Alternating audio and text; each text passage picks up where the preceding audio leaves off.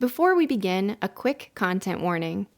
Paranormal Pajama Party is a podcast about scary stories and legends, but there's nothing scarier than the patriarchy. When discussing tales in which women are often the villains, we'll have to unpack some stories in which women are the victims. This episode contains the usual amount of cursing, as well as racism, slavery, and suicide. Please be advised.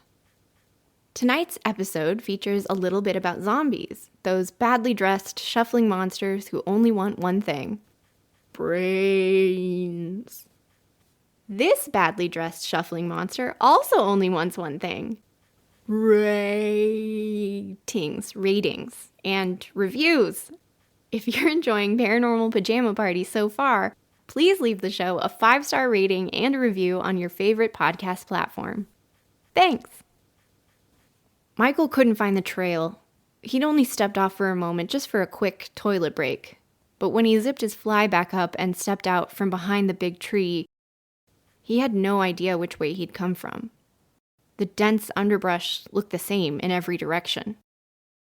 He cursed himself for hiking alone and setting out so late in the afternoon, and he cursed the bartender who talked him into this stupid hike. What kind of a name was the Mosquito for a bar anyway? Asshole.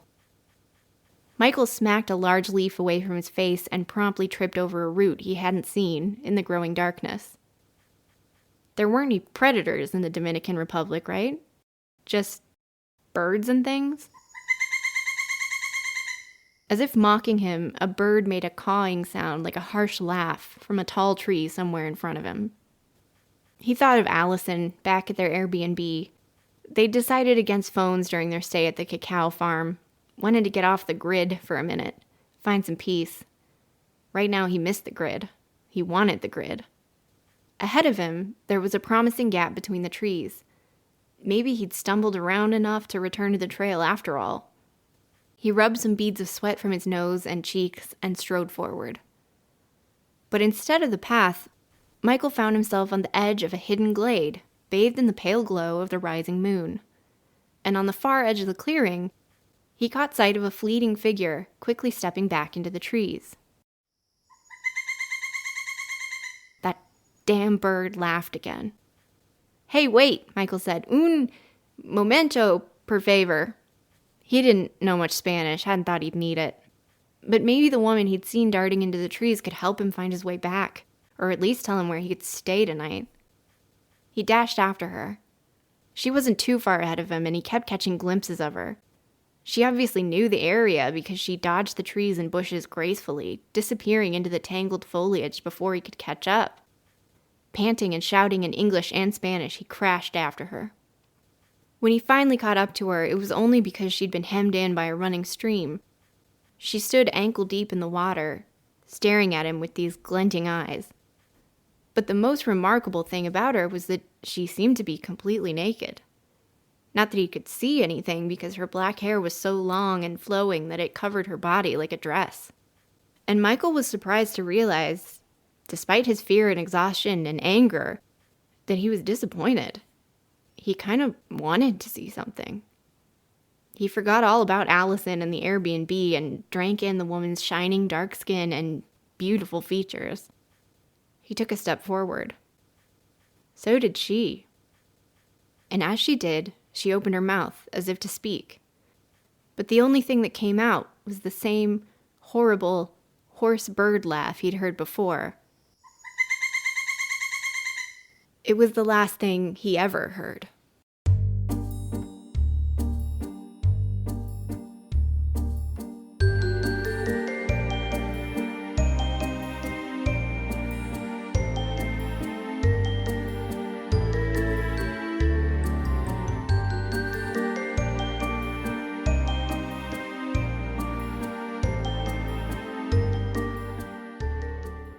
Hi, I'm Steph, and this is Paranormal Pajama Party, the podcast that brings you classic ghost stories and legends featuring female phantoms and femme fatales. Together, we'll brush the cobwebs off these terrifying tales to shed some light on their origins and learn what they can tell us about the deep-rooted fears society projects onto women. Hey, just before you come in, I want to give you a little heads up. Tonight's guest is wearing her bunny slippers with the cute little cottontail facing forward. Don't say anything about it. She's really proud of her feet. They're just a little different than ours. Seriously, don't mention anything. She will 100% eat you if you do. Cool? Okay, come on in. I'd like you to meet tonight's guest of honor, straight from the Dominican Republic. She's the Ciguapa. Love that your own hair acts as a full-length nightgown, girl. Forget fast fashion. You are so environmentally conscious. The Ciguapa is a unique creature because she's actually, in some ways, a patriotic invention. She's basically a national heroine. Ciguapas live in the mountainous area of the Dominican Republic called El Cibao. They usually live in or near rivers, and they like to hide in caves and dark areas of the forest. They only come out at night, but if you're very lucky, or maybe unlucky, you may spot them hopping from branch to branch through the treetops. They usually have dark brown or even gold or blue skin, and they're stunningly beautiful, with almond-shaped black eyes. Some of them are small, about 3 feet tall, and some of them are the size of the average woman, but with extremely long legs. Their shiny black hair grows so long that it's all they wear as clothing. But the truly standout feature of the Ciguapa is her feet, and I don't mean that in a creepy way. Where human feet typically face forward, the Ciguapa's feet are the other way around. Their heels are in the front, and their toes are in the back. Based on their footprints alone, you can't tell if a Ciguapa is coming or going, so I guess you have to use other clues, like if all the raw meat and butter in your home goes missing overnight. Ciguapas love butter, which, same. Another clue might be the chirping sound of a bird. Ciguapas can't, or don't, speak in a human tongue. They communicate with birdsong, hiccups, and howls. The strongest hint, however, is this. The men you're traveling with through the mountains of the Dominican Republic hear a birdsong, are irresistibly seduced by it, follow it into the woods hoping for sex, and are subsequently ripped to shreds and eaten.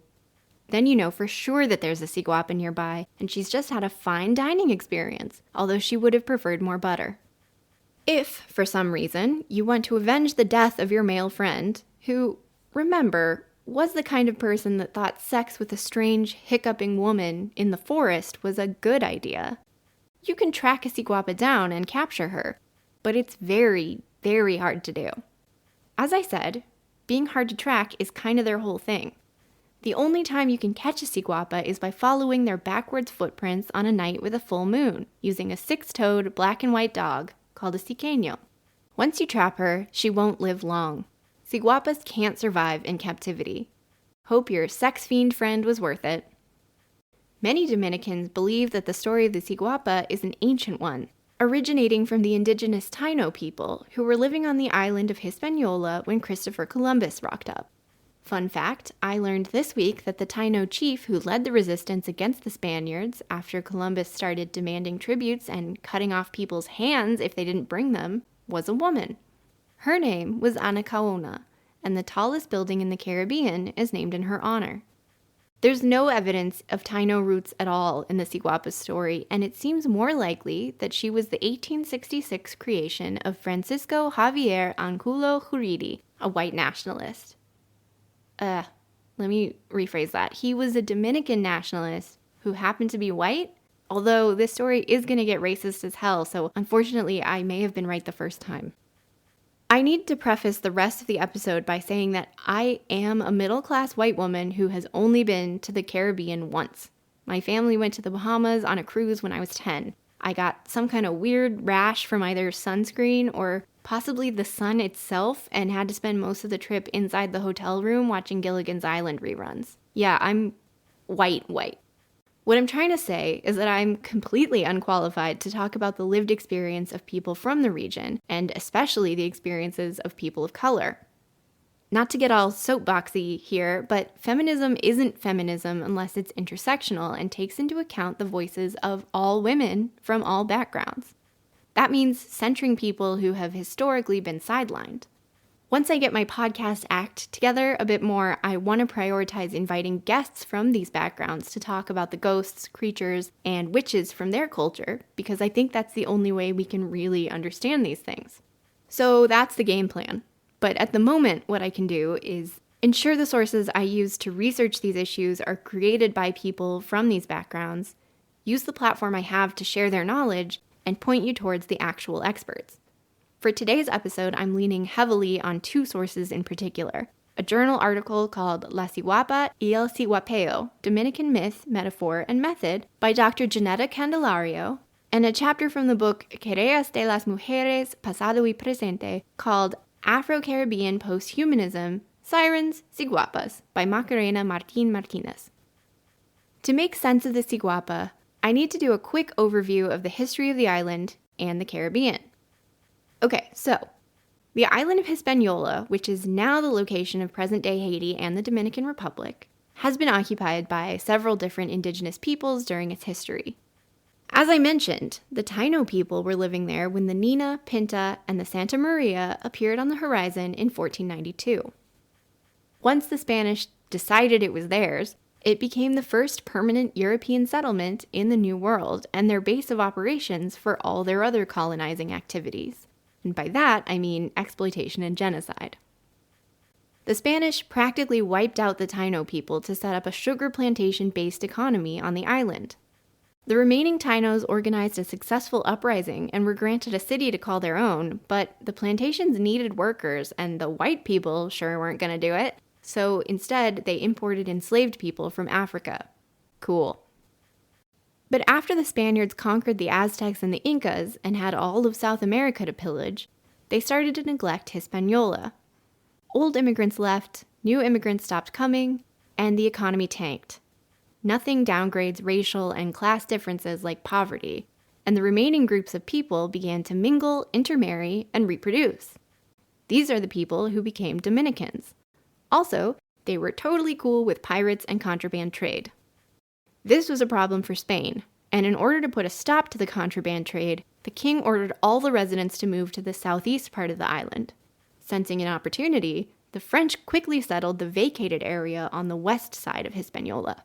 By the way, the Wikipedia article about this includes the sentence, "In order to entice the pirates, France supplied them with women who had been taken from prisons accused of prostitution and thieving."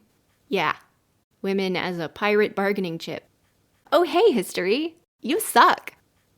I'm fast-forwarding through a lot of fighting and economic stuff, but basically, Spain eventually ceded 2/5 of the island to the French and kept 3/5 of it.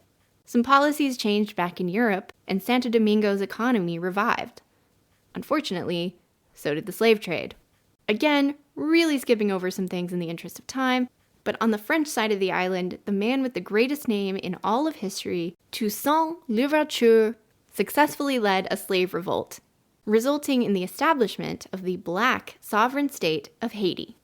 Then comes a long period of a lot of fighting and flip-flopping. Spain cedes Hispaniola to the French lose it to the British give it back to the Spanish kick the French out of the Caribbean, so they all head north to New Orleans, and the Dominicans even briefly declare independence before being annexed by Haiti. On the island itself, more fighting. The Dominicans don't like the Haitians don't like the Dominicans, nobody likes the Europeans who are scared of everyone who isn't white. It's a mess. The end result is a 12-year-long war for independence. And some of the loudest proponents of the Dominican Republic becoming a separate nation were the children of white colonists, including journalist Francisco Javier Angulo Juridi, who also wrote poetry, novels, essays, and plays. Juridi was born on the island to Spanish parents, although his family relocated to Cuba when he was young. After he returned permanently in 1861, he joined the War for Independence as a colonel. He held a few government roles and even served as a senator, but his main contribution was founding or writing for publications focused on self-determination, individualism, and nationalism.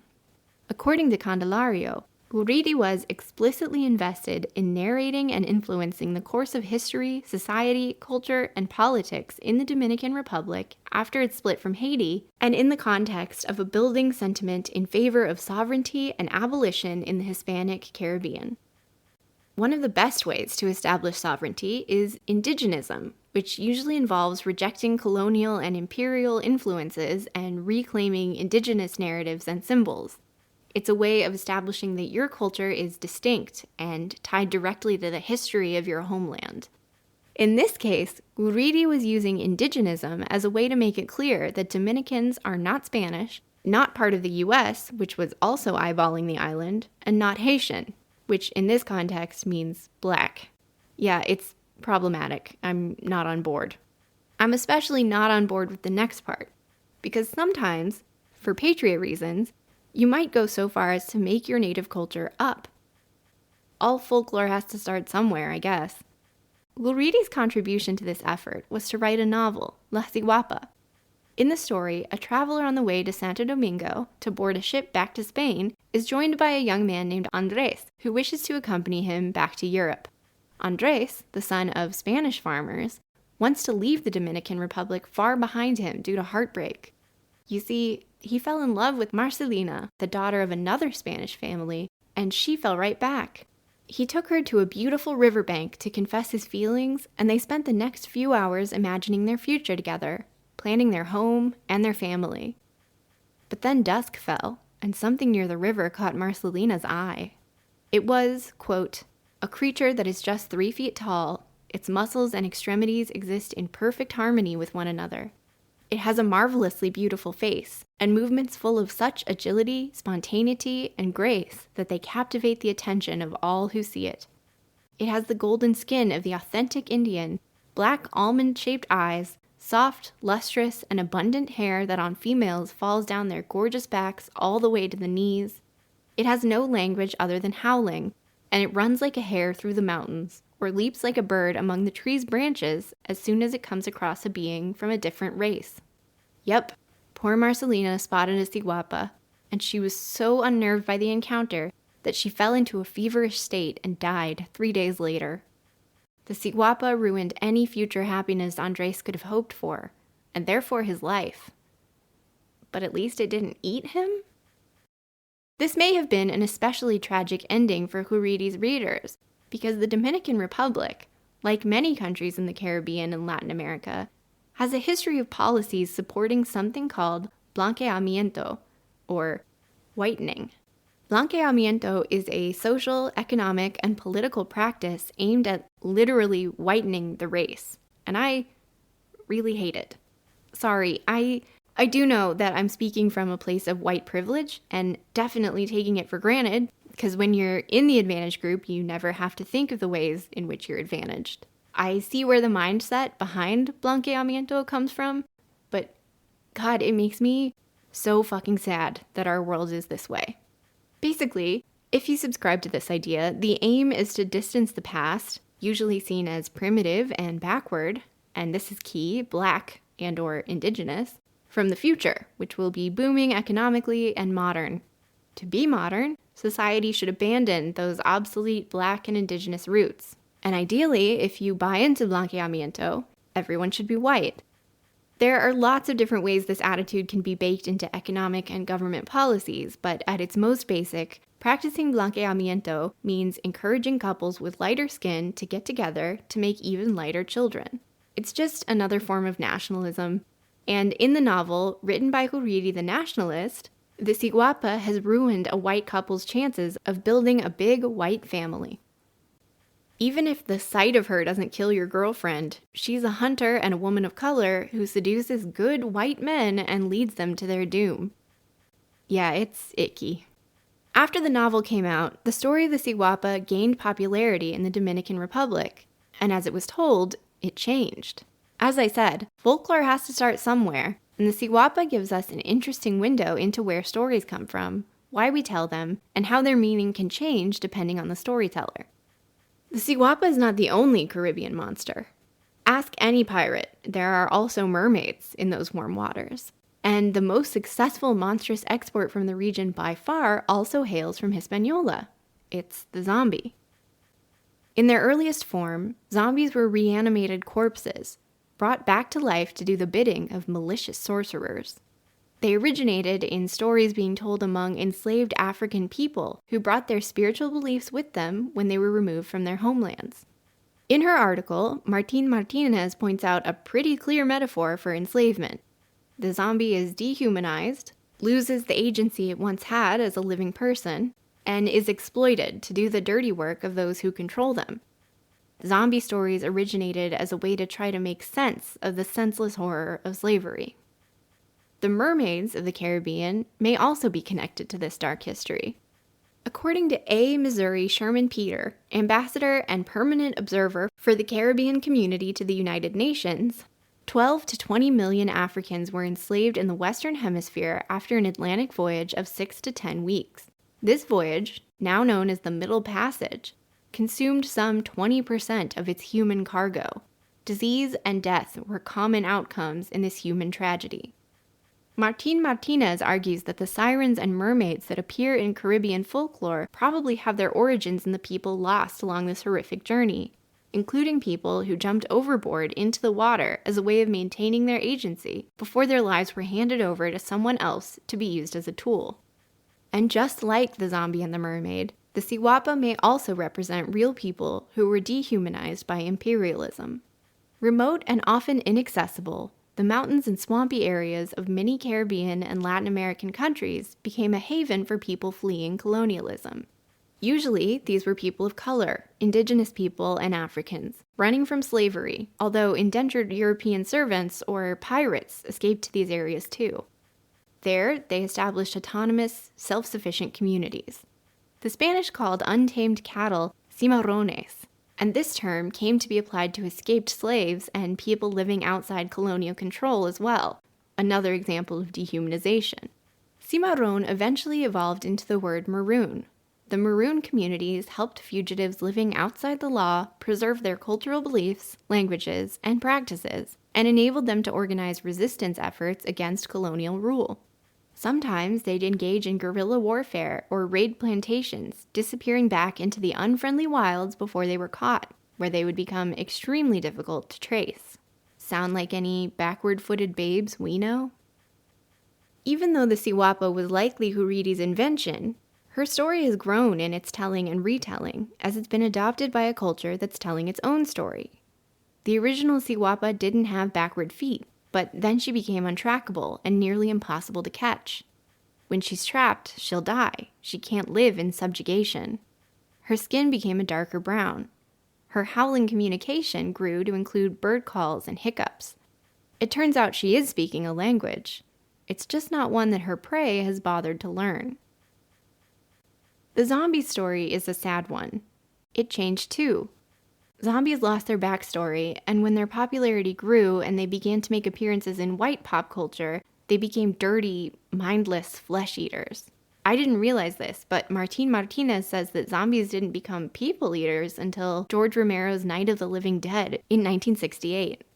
It's telling that the zombie, from Haiti, the world's first black freedom state, now has connotations of violence, contagion, invasion, chaos, and otherness.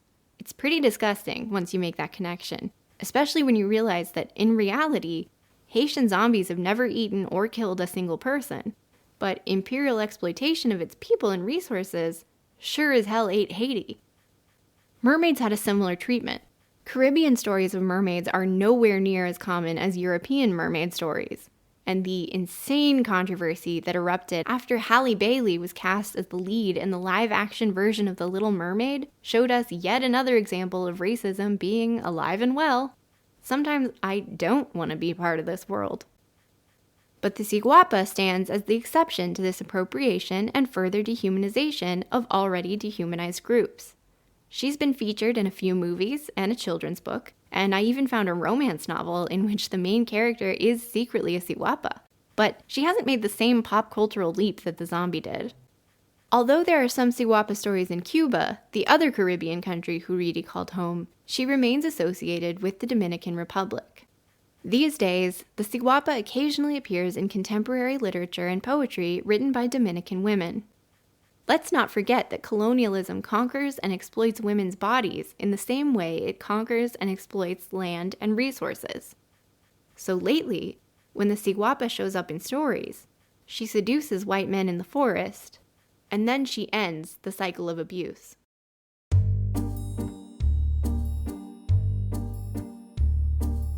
Aw, man. Unfortunately, our new friend the Ciguapa has to run to work. Those men aren't gonna hunt and eat themselves. Once again, it's time for lights out at the Paranormal Pajama Party.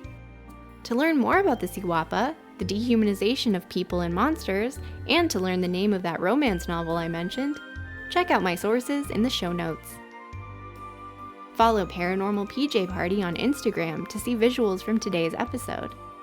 I'll be back next week with more spine-tingling tales and critical discussion. In the meantime, don't forget, ghosts have stories, women have voices. Dare to listen.